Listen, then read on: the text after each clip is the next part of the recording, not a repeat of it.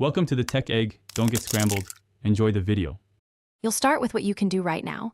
Make sure you're on an administrator account and you've backed up critical files.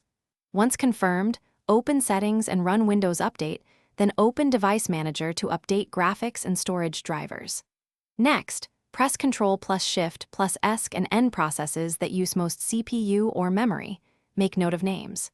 These quick steps remove common causes and prepare your system for deeper fixes. Make sure to restart after updates before moving on.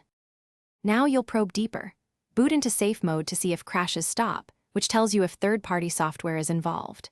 If safe mode is stable, run an elevated command prompt and execute sfc/scanno, then dism restore health to repair corrupted system files.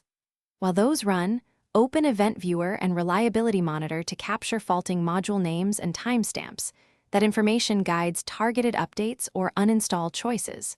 Once you have logs, perform a clean boot. To finish, remove and reinstall the specific app, or run its repair option from Apps and Features. Many crashes resolve after a clean install. If app issues persist, create a fresh user profile to rule out profile corruption, or roll the system back with System Restore to a point before trouble began. If nothing helps, perform an in-place upgrade repair or reset Windows while keeping files. Troubleshooting tip. When you hit a blocker, capture the exact error text and timestamp from Event Viewer. That single detail often points.